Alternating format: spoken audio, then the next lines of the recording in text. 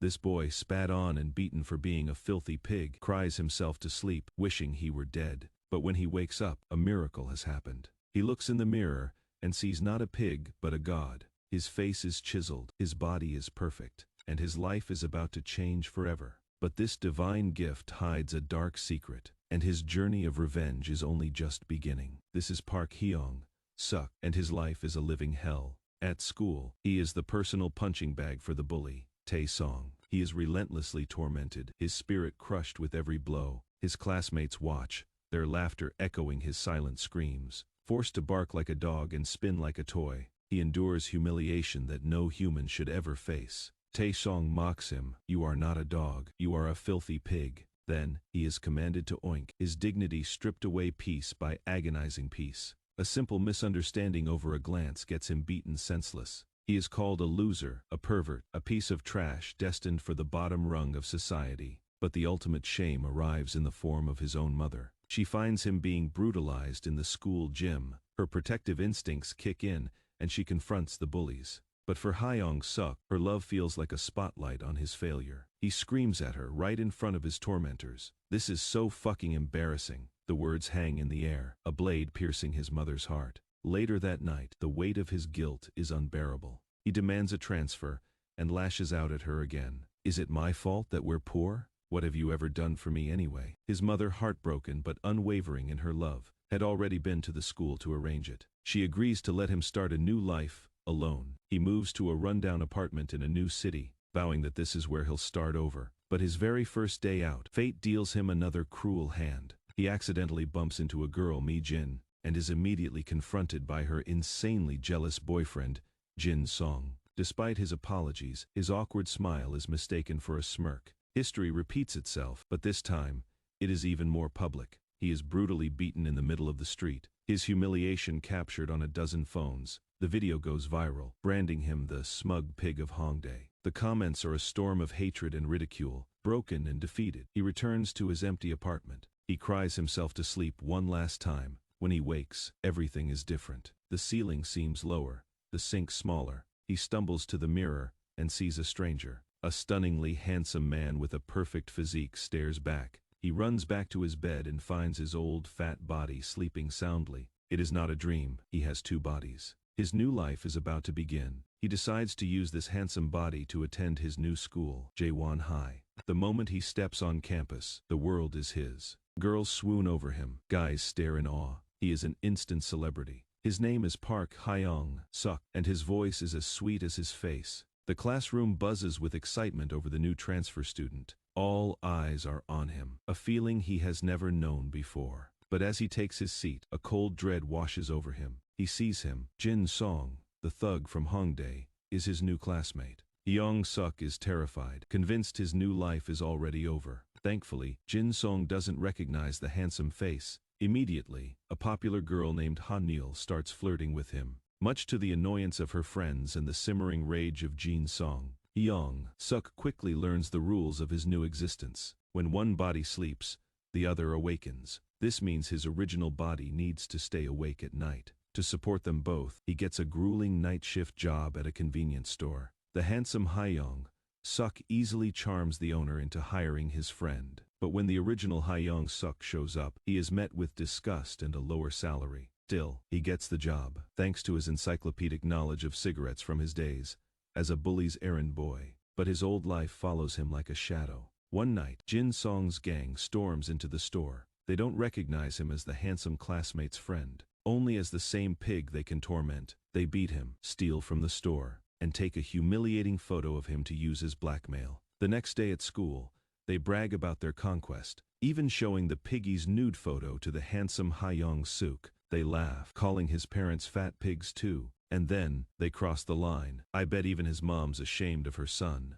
This is the last straw. The handsome Hyeong-seok, filled with a lifetime of rage, quietly tells them, let's not bring his mom into this. Jin-song, furious at being challenged, attacks. But something is different. His new body is impossibly fast and strong. His mind, sharpened by years of being a human punching bag, can read every move. He dodges Jin-song's professional boxing punches with ease. The entire class watches in stunned silence. Then, Hyeong-seok remembers a move a bully once taught his original body, a brutal punch to the solar plexus. He unleashes it one punch. Jin-song is knocked out cold. The quiet transfer student has become a legend, but his victory has attracted unwanted attention. The leader of the architecture department's feared gang, the formidable Basco, now has him in his sights. Overnight, Hyeong-seok has become the king of the school, but this newfound respect is a double-edged sword. Meanwhile, the original Hyeong-seok makes an unlikely friend in the equally bullied Park Ji-ho.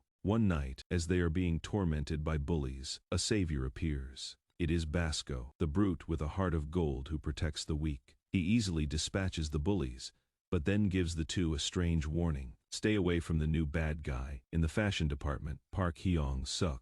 The next day, Basco confronts the handsome Hyeong-seok in the cafeteria. Convinced he is a villain, Basco grabs him with his infamous shoulder-knuckle grab. But to everyone's astonishment, Hyeong-seok, not wanting to fight, effortlessly escapes the unbreakable hold. Basco's friend Baeom-jae realizes the truth. If they had fought, Basco would have lost. Hyeong-seok's mysterious reputation grows. He is invited to a get-together with Jin-song's crew, dreaming of finally hanging out with friends. But it turns into a sordid drinking party, a world he is completely unfamiliar with. He gets drunk and passes out. This forces his original body to venture out and retrieve his handsome self. He finds the crew, who mock him for being the handsome Hyeong-seok's errand boy. On the way home, Jin-song, drunk and surprisingly friendly, teaches the piggy a basic boxing stance, a lesson that will prove to be fateful. The story reaches its emotional peak when Hyeong-seok's mother pays a surprise visit. She finds the handsome Hyeong-seok in his sleeping original body. Trapped, the handsome Hyeong-seok is forced to lie, pretending to be a friend who lives with her son. He takes his own mother out for coffee, listening as she pours her heart out, filled with pride for the son she thinks is working a night shift and making friends. She worries constantly, asking if he is being bullied again.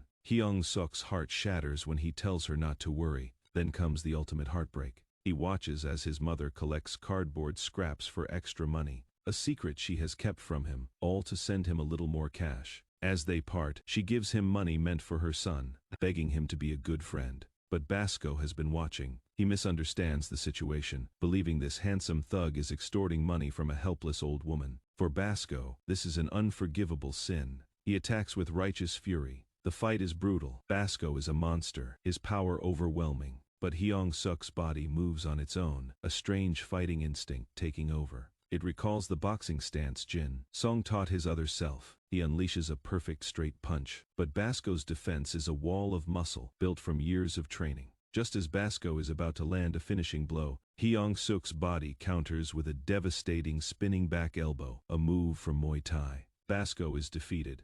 Hyeong-seok leaves, passing his original self, who has been inspired. Basco's words echo in his mind. You are not weak, you should train. That night, the original Hyeong-seok begins his own grueling workout. He is determined to become strong, not in a borrowed body, but in his own. A beautiful, mysterious woman appears, leaving him an energy drink. A small act of kindness that fuels his burning resolve. His stomach gets in the way of sit-ups, but he doesn't give up. The journey to reclaim his life has truly begun. The boy was trembling as he knelt on the floor, surrounded by a group of bullies. His only crime, wearing the same shoes as the school's notorious gang leader. He desperately tried to explain, pleading that his shoes were a size smaller, but his words fell on deaf ears. The leader sneered, threatening to shrink him down a size as well. The other bullies chimed in, their faces contorted with cruel delight. The boy closed his eyes, bracing for the inevitable beating, but surprisingly, the leader just waved him off, muttering something about not having bought the shoes anyway. As the bullies walked away,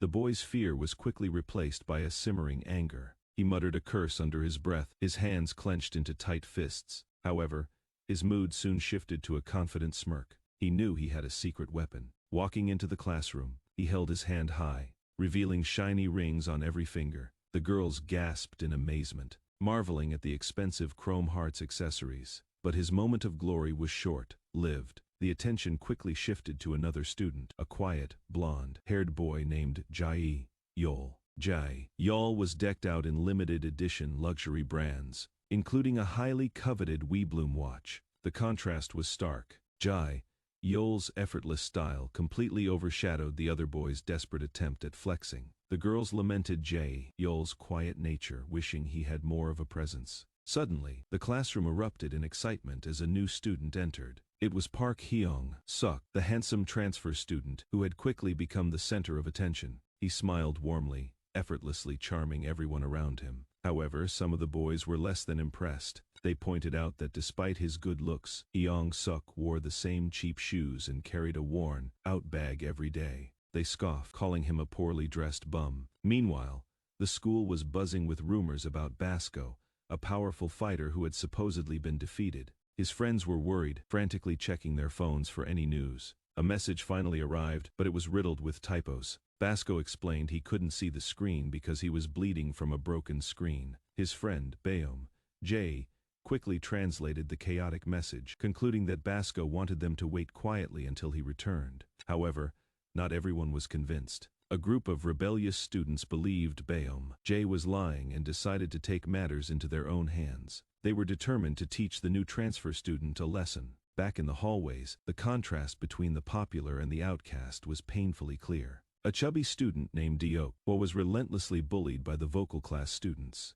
They pulled his hair, demanding he fetch their gym uniforms. Hyeong-seok witnessed this cruelty. Unable to stand by, he stepped in, confronting the bullies. The leader sneered, dismissing Hyeong-seok as a pretty face, but ultimately backed down, leaving with a threatening warning. Hyeong-seok gently helped Deok up, his kindness leaving a lasting impression. Later that evening, Hyeong-seok, in his original, heavier body, received a phone call from his mother. He had to quickly mask his voice to avoid arousing suspicion. He reminded her that it was his birthday the next day, but told her not to come as he had to work at the convenience store. The next day at school, Hyeong-seok made a surprising move. He sat down to eat lunch with Deok and Ji-ho, two boys who were constantly marginalized. This action shocked the rest of the school, who couldn't understand why the handsome popular kid would associate with the losers. Ji-ho was equally confused and confronted Hyeong-seok, questioning his motives. Hyeong-seok simply replied that he wanted to be friends because they were alike. This answer only confused Ji-ho further.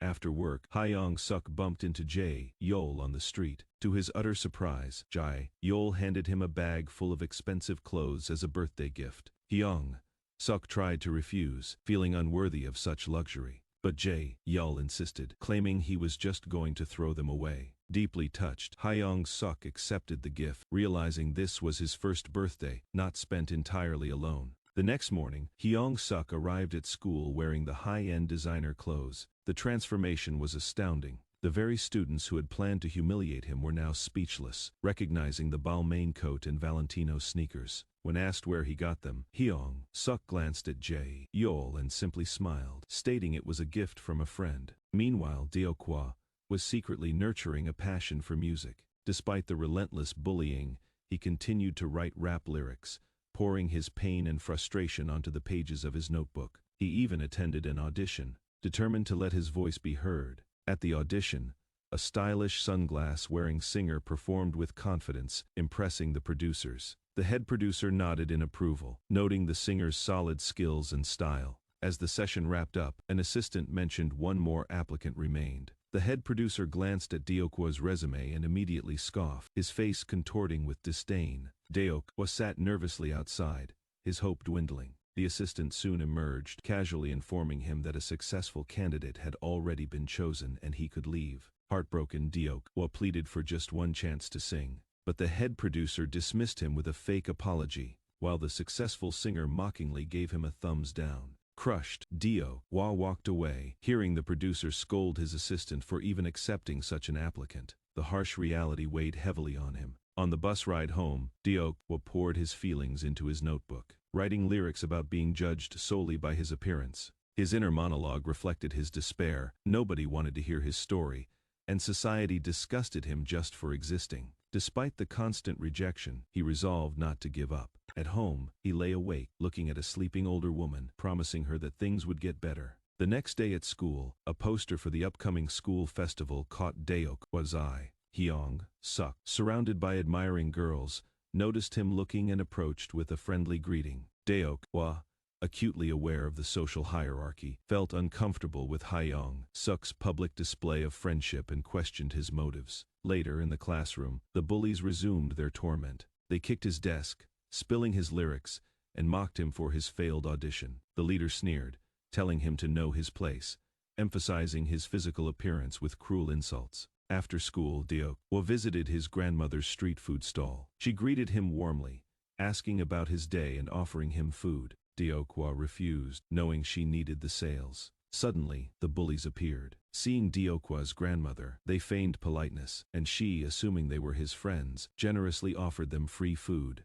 The bullies happily took advantage, eating their fill while Hyeong-seok watched in silent frustration. As they left, the leader callously threw a bag of leftover food at Hyeong-seok, complaining about the quality. Hyeong-seok was left humiliated, tears welling in his eyes. The bullying escalated the next day. The leader ripped up Hyeong-seok's festival application in front of him, sneering that someone like him had no right to perform. Hyeong-seok and his friends watched from afar. Hyeong-seok related deeply to Hyeong-seok's plight, remembering his own past trauma. He realized that no matter where you go, the social hierarchy remains. When the bullies tripped Hyeong-seok, causing him to spill water, Hyeong-seok finally intervened. He stepped forward, blocking the bullies and demanding they stop. The situation quickly escalated, drawing the attention of Jae, Yeol, Jin, Song, and even Basco, who arrived with his crew. A massive brawl seemed imminent, with various factions ready to clash. However, reason prevailed, and the groups dispersed, leaving Hyeong-seok to process the chaos. Later, Hyeong-seok confronted Hyeong-seok. He accused him of using him for popularity and angrily rejected any notion that they were alike. Hyeong-seok declared that the pain only fueled his passion for rap, comparing himself to Eminem. Meanwhile, the bullies plotted their own festival performance, confident they would win and catch the eye of a record label. Hyeong-seok, serving detention by cleaning the classroom, noticed the festival application poster. A classmate's encouraging words sparked a hidden desire within him. He had always sung alone, but the thought of performing on stage filled him with both terror and excitement. Driven by a newfound resolve, Hyeong-seok sought out Hyeong-seok. He returned the torn application form, taped back together, and asked Hyeong-seok to perform with him at the festival. Hyeong-seok was stunned by the proposal. Hyeong-seok, the handsome and popular transfer student, had done the unthinkable. He visited Hyeong-seok's humble home. Hyeong-seok was frantic, apologizing for the mess, fearing Hyeong-seok's judgment. But Hyeong-seok, to Hyeong-seok's surprise, casually started organizing the scattered newspapers, sharing practical tips he learned from his mother about preserving vegetables and cleaning. This unexpected domestic knowledge softened the atmosphere. They transitioned to their main goal, practicing for the festival. Hyeong-seok, hesitant about his singing abilities, was met with Hyeong-seok's unwavering encouragement. Hyeong-seok praised the earnestness and warmth in Hyeong-seok's voice, declaring that their combined talents, Hyeong-seok's singing and his own rapping, would astound everyone. He then revealed a surprise. He had composed an entire arrangement based on a melody Hyeong-seok had idly hummed. Hyeong-seok, amazed by Hyeong-seok's hidden musical talent, felt a surge of inspiration. They agreed to practice diligently during lunch breaks and after school. On their way home, they encountered Hyeong-seok's grandmother at her street food stall. Hyeong-seok respectfully declined her offer of food, mindful of her livelihood, leaving a positive impression on both Hyeong-seok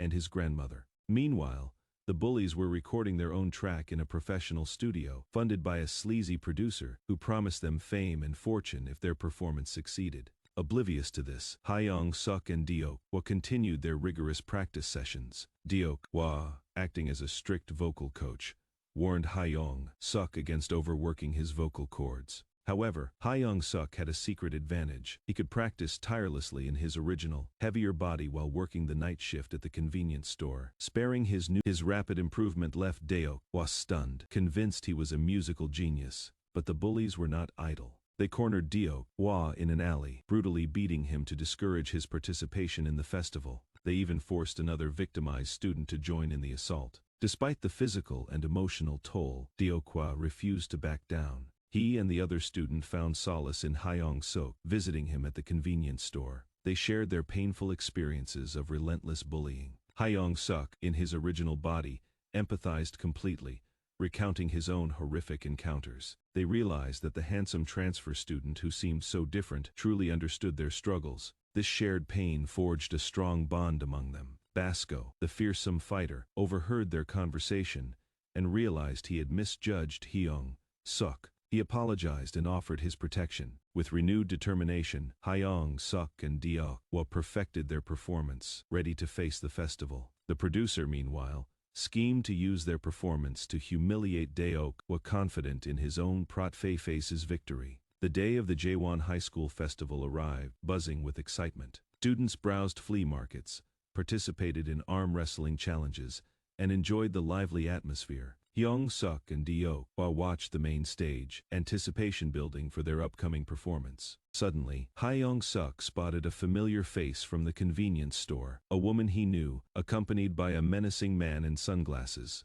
He rushed to greet her, but she coldly rebuffed him, assuming he was just another superficial student trying to hit on her. Before Hyeong-seok could explain, the menacing man intervened, violently twisting his arm. A brief but intense scuffle ensued. Hyeong-seok managed to block a kick, surprising the man, who noted his raw talent. Just as the situation escalated, Basco arrived, handing Hyeong-seok a banana milk and standing firmly by his side, declaring him a friend. Basco challenged the man, but his powerful punch had no effect. The man, clearly a seasoned fighter, was about to unleash his true strength when the woman stopped him, warning him not to revert to his old ways. The man backed down, cryptically mentioning his need to take the gi, and they drove off. Basco, nursing a bloody nose, vowed to win next time, acknowledging the man's terrifying strength. As the festival reached its climax, the bullies from the vocal dance class took the stage. Their performance, backed by a professional track, was a hit, drawing cheers from the crowd. Backstage, Hyeong-seok was consumed by doubt, overwhelmed by the size of the audience. Deok offered a simple piece of advice: sing for someone you love, pouring your heart and soul into the performance. The bullies returned backstage, taunting Deok and even Sucker, punching him, initiating what they called a first show beatdown. Hyeong-seok was furious, but Deok stopped him, insisting they settle the score with their song. Finally, it was their turn. As they stepped onto the stage, Hyeong-seok froze, the pressure seemingly too much. The crowd grew restless, and the producer sneered, dismissing Hyeong-seok as a pretty face with no talent. But Deok stepped up, delivering his rap with raw emotion, turning his pain and humiliation into powerful lyrics. Inspired by his friend's courage, Hyeong-seok closed his eyes, remembering Deok's advice. He thought of his mother, the person he loved most, and began to sing. His voice, filled with sincerity and warmth, washed over the crowd, silencing the whispers. The performance was transcendent, touching the hearts of everyone present, even the cynical producer. In that moment, appearances ceased to matter. It was the raw, unadulterated emotion that connected them all. The crowd erupted in thunderous applause, a stark contrast to their earlier skepticism. Afterward, the producer approached Hyeong-seok, offering him a contract and apologizing for his previous behavior. But he callously dismissed Deok, claiming the public only cared about looks. Without hesitation, Hyeong-seok rejected the offer, choosing loyalty over a shallow opportunity. Though edited out of the viral video of the performance, Deok remained unbothered. He had found something more valuable, a true friend, and the knowledge that his voice could move people. The episode ends with Hyeong-seok, in his original body, waking up with a renewed sense of purpose, leaving a note of encouragement for his other self, ready to face whatever comes next.